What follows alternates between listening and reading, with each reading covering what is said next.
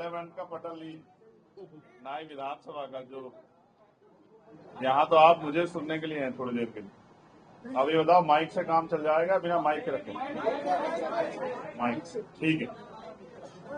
तो मीडिया के सभी बंधुओं का धन्यवाद। वैसे भी लखनऊ प्रेस क्लब का मेरा अनुभव बहुत अच्छा नहीं। मैं तीसरी बार लखनऊ के प्रेस क्लब में आया।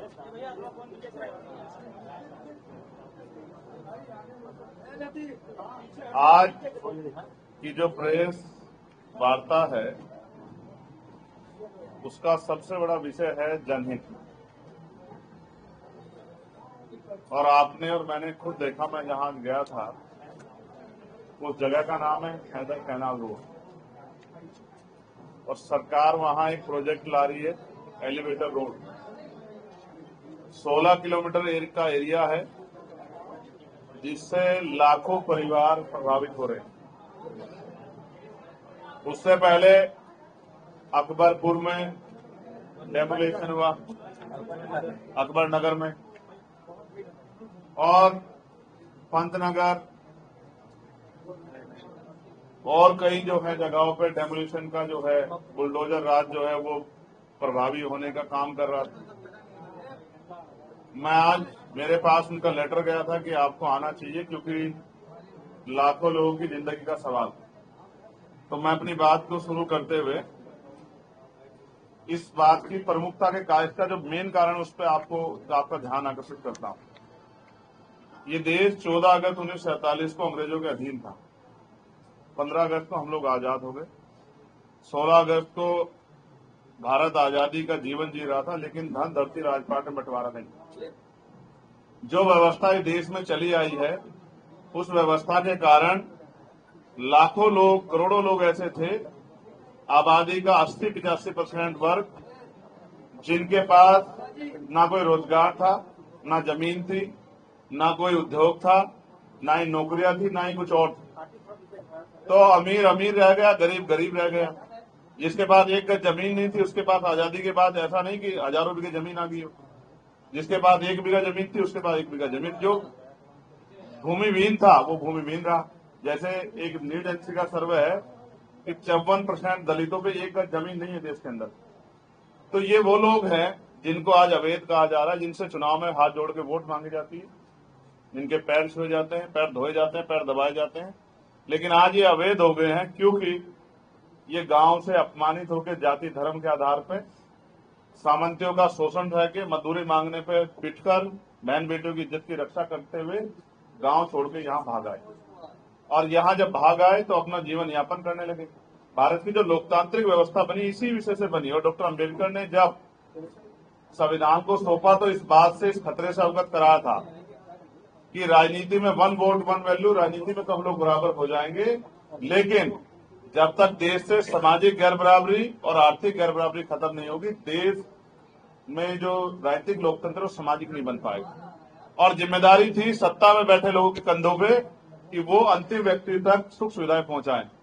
अभी इतने लंबे प्रयास के बाद 10% लोग अपने पैरों पर खड़े हुए हैं, 90% लोग वंचित वर्ग के वही है हाशिए पे। और ऐसे में जो उन्होंने तैयार किया है, ये घर आज के नहीं है, कोई 60 साल पुराना है, कोई 80 साल पुराना है, कोई 100 साल पुराना है। इतने बुरे हालातों से अपनी मेहनत कमाई से इन्होंने तैयार किया है। सरकार आज उनको बसाने की जगह उजाड़ने का काम कर रही है। सरकार अगर चाहे, स्पेशली उत्तर प्रदेश की सरकार, तो जैसे मुख्यमंत्री जी पंतनगर वालों के और उनके आसपास के लोगों की सुन सकते हैं तो इनकी भी सुन सकते हैं। क्या तो ऐसा है कि फिर यहाँ ये सरकार सबका साथ सबका विकास की नहीं, जाति धर्म देख के कार्रवाई करे? क्योंकि सत्ता के लोग बैठ जानते हैं, सत्ता पे सारे आंकड़े हैं कि इन बस्तियों में जो हैदर कैनाल रोड है पूरी, इसमें जो लोग रहते हैं वो SC ST OBC और माइनॉरिटी के लोग रहते हैं, मुस्लिम समाज के लोग रहते हैं। तो मुझे ऐसा लगता है कि अगर यहाँ की सत्ता इनके दुख को समझे, मुख्यमंत्री इनके दुख को समझे, तो वो इनके जीवन को भी बचा सकते हैं, उनको बेघर होने से बचा सकते हैं। और अगर मुख्यमंत्री ने, सरकार ने तय कर लिया कि इन गरीबों को उजाड़ना है, और ये हमारे साथ आज से नहीं हो रहा, सदियों से होता है, जब भी हम अपने पैरों पर खड़े होते हैं, कुछ तैयार करते हैं, तभी हमारी कमर तोड़ दी जाती है, अवैध बता के, गलत बता के। ये सारी जमीनें सरकारी, सरकार चाहे तो इन जमीनों को गरीबों को, जिन लोगों ने उन पर इतने दिन मेहनत की है, उनको देके और इनके जीवन को बचा सकती है, इनके उनको टूटने से बचा सकती है। लेकिन मुझे ऐसा लगता है कि सरकार इस पर ध्यान नहीं दे रही है। इस कारण बड़े बड़े प्रोजेक्ट की आड़ में गरीबों को कुचला जा रहा है। अमीरों को रात में तारे दिखने चाहिए, इसलिए गरीबों के घरों को जमींदोज किया जा रहा है। हम अपने लोगों को बेघर नहीं होने देंगे। मैं मुख्यमंत्री जी से ये आग्रह करता हूं, निवेदन करता हूं, मांग करता हूं कि वो पंतनगर के तरह इनका दर्द भी सुने। और इसका एक कड़वा सच ये है, अगर किसी कोर्ट के आदेश पे ये हो, हम न्यायपालिका का सम्मान करते हैं, तो मुख्यमंत्री पे ताकत है कि वो जनता का संरक्षण कर सकते हैं, वो इनको विस्थापित कर सकते हैं, अच्छी जगह दे सकते हैं, और वो इस प्रोजेक्ट को ऊंचा करके बना। लोग विरोध नहीं कर रहे प्रोजेक्ट का, लोग भी चाहते हैं विकास, लेकिन ये गरीबों की बस्तियों से जो विकास हो रहा है ना, उनको कुचल के, ये नहीं होना चाहिए। बहुत सारी जगह उधर से बना लो, लेकिन अगर उधर से बना तो थोड़ा ऊंचा बना लो, लोगों की जान बच जाए। और अगर ऐसा नहीं करते तो ये स्पष्ट हो जाता है कि उनका अंतिम उद्देश्य इन लोगों को उजाड़ने का है, और हम अपने लोगों को उजड़ने नहीं देंगे। सारे काम हो सकते हैं। अकबर नगर में जो हुआ है, आप सब लोगों ने देख लिया, उनको छोटे छोटे कमरों में रख दिया। वहां बिजली नहीं आ रही है, पानी की व्यवस्था नहीं है, सुरक्षा की व्यवस्था नहीं है, वो सब लोग रो रहे हैं। उनके ऊपर जबरदस्ती 5 लाख रुपए का वो जो है एक अमाउंट तय कर दिया कि आपको ही देना है। लोगों का खाने को रोटी नहीं है, लेकिन सरकार को पैसा चाहिए। तो ये पैसा जब करोड़ों करोड़ रुपए पूंजीपतियों का माफ करते तो जनता का माफ कर दो। तो मेरा ये मत है कि सरकार को हमारी इस मांग को सुनना चाहिए। और अगर सरकार, मुख्यमंत्री यहीं रहते हैं, अगर मुख्यमंत्री खुद जाके देखेंगे तो उन माओं के आंसू देख के शायद मुख्यमंत्री का दिल पिघल जाए, उनको तरस आ जाए इन गरीबों पे, जो गरीब अपने घर को उजड़ने से बचाने के लिए आंदोलन कर रहे हैं। मैं उन सभी गरीब परिवारों के साथ हूं, और उनकी लड़ाई सड़क से लेकर पार्लियामेंट तक हम लोग लड़ेंगे। और मेरा ये मानना है कि सत्ता हमारी बात को इसलिए सुनेगी क्योंकि बहुत जल्द चुनाव में वोट मांगने भी सत्ता के लोग को जाना, वरना वही हश्र होगा जो अयोध्या में हुआ। अयोध्या में भी इसी तरह जो है विकास के नाम पे गरीबों को उजाड़ा गया। फिर जनता ने बताया कि धर्म सेकेंडरी है, पहले उनका जीवन है, उनकी सुख सुविधाएं हैं, उनको इज्जत की जिंदगी मिले, और जो उनको नुकसान पहुंचाएगा उनको सबक सिखा, वो वोट की तरफ से सबक सिखाएंगे। साथ साथ आपके और मेरे याद होगा कि उत्तर प्रदेश में पुलिस की एक भर्ती आई थी, जिसके बहुत बड़े बड़े प्रचार हुए। लाखों बच्चों ने, लगभग 66 लाख बच्चों ने फॉर्म भरा था। बड़ी नौकरी की व्यवस्था होने वाली थी, सब लोग परेशान, खुश थे कि नौकरी आ गई है। फिर उसका पेपर लीक हुआ, हम लोगों ने विरोध किया, तो मुख्यमंत्री जी कहने लगे कि इनको ये झूठा खबर फैला रहे हैं। लेकिन बाद में अंत मांगा और भर्ती कैंसिल की। 6 महीने का समय मांगा था। मैं बस लखनऊ में बैठ के मुख्यमंत्री जी को याद दिला रहा हूं, समय पूरा हो गया। वो बच्चे जो हैं इंतजार देख रहे हैं, उनकी बहनें सपने देख रही हैं, उनकी माएं, उनके पिता सपने देख रहे हैं कि हमारा बच्चा नौकरी लग के अपने पैरों पर खड़ा होगा, हमारी जिंदगी बदलेगी। तो उस भर्ती को मुख्यमंत्री जल्दी करा दें। और साथ साथ मैं एक मांग को पार्लियामेंट में भी उठा चुका, यहां भी आपके सामने रख रहा हूं। मुख्यमंत्री जी के हाथ में ताकत है, मेरे हाथ में नहीं है, कि वो पुलिस रिफॉर्म कर सकते हैं। पुलिस की ड्यूटी 8 घंटे करके उनको सप्ताह में 1 दिन की छुट्टी दे सकते हैं। उनको इस बोझ से, अनावश्यक बोझ से, फ्रस्ट्रेशन निकाल सकते हैं, उनकी वेतन विसंगतियां दूर कर सकते हैं। उनके पास ताकत है, मेरे पास नहीं है। मैं चीफ मिनिस्टर होता तो आज ही कर देता, लेकिन उनके पास है। वो उनकी बॉर्डर स्कीम से उनको निजात दिला सकते हैं, क्योंकि छुट्टी भी अगर मिल गई तो 500 किलोमीटर जब तक घर पहुंचेगा इतना तो छुट्टी का डे ही खत्म हो जाएगा। पत्रकारों पे जिस तरह के हमले हो रहे हैं, अभी एक रिपोर्टिंग करने 5 पत्रकारों पर मुकदमा कर दिया। ये जो पत्रकारों के पे हमले हो रहे हैं, उनकी आवाज को दबाया जा रहा है, ये भी बंद होना चाहिए। मुख्यमंत्री ने वादा तो किया है कि पत्रकारों के साथ अन्याय नहीं होगा, लेकिन मैंने तो बनारस में अभी एक एसडीएम को पिटते हुए देखा। यहां कौन सुरक्षित है? अधिकारी सुरक्षित नहीं है, कर्मचारी सुरक्षित नहीं है, नौजवान सुरक्षित नहीं है। और मेरी मुख्यमंत्री से मांग है, वो सबका साथ सबके विकास की बात करते हैं, तो उनको जो वेस्टलैंड है, बंजर भूमि है, ग्राम समाज की भूमि है, वंचित वर्गों में बांट देना चाहिए उस भूमि को, जिससे कि वो लोग खेती किसानी करके, कोई रोजगार तो नहीं, पढ़े लिखे नौजवान बेरोजगार घूम रहे हैं, किसानों को फसल का दाम नहीं मिल रहा है।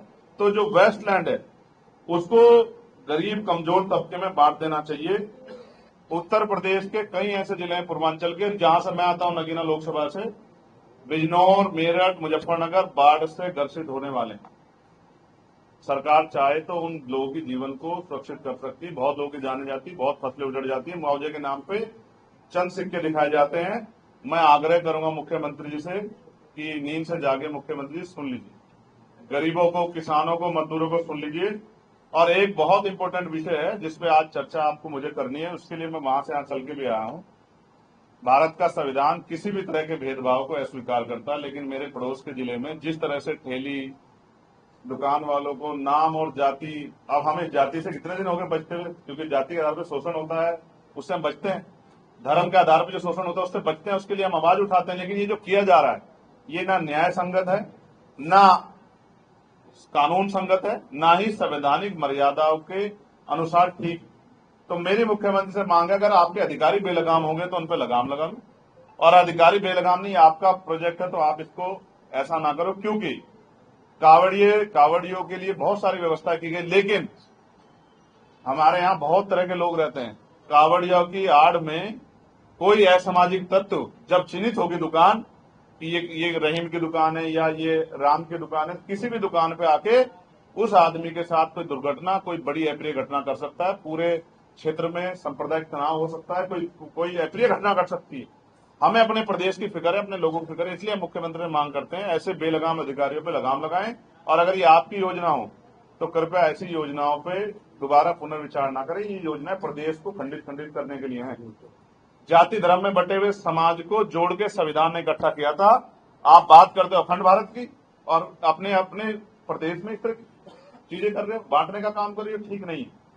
तो मैं ऐसी जो भेदभाव करती है धर्म और जाति के आधार पर, इन सारी चीजों को, सारे जो है योजनाओं का को कंडम करता हूं, और ऐसे अधिकारियों पे लगाम लगाने की और पुनः ऐसी चीजें ना हो इसके लिए मुख्यमंत्री से मांग करता हूं। और जो उत्तर प्रदेश की कानून व्यवस्था दम तोड़ चुकी है, अब वो तो मैं ये भी नहीं कह सकता कि राम भरोसे। एक सेकंड दे दीजिए, बस खत्म कर रहा हूं इस बात को। आप ये देख रहे हैं अभी क्या हुआ उन्नाव में एक बच्ची के साथ, और हाथरस में क्या हुआ आपने देखा। वो जांच कहां गई, और इतने लोग मर गए, उसका जवाब कौन देगा। और सबकी जानकारी भी नहीं हुई, और ऐसी दोबारा घटना ना हो। क्या है आपका इंतजाम इस पे। बस जो लोग आवाज उठाने की आवाज दबाना चाहते हैं, ये सही नहीं है। इसलिए मैं कानून व्यवस्था दम तोड़ चुकी कानून व्यवस्था, ध्वस्त हो चुकी कानून व्यवस्था पे मुख्यमंत्री का ध्यान आकर्षित करता हूं। सब कुछ है, फिर भी दलितों को उसका दमन हो रहा है।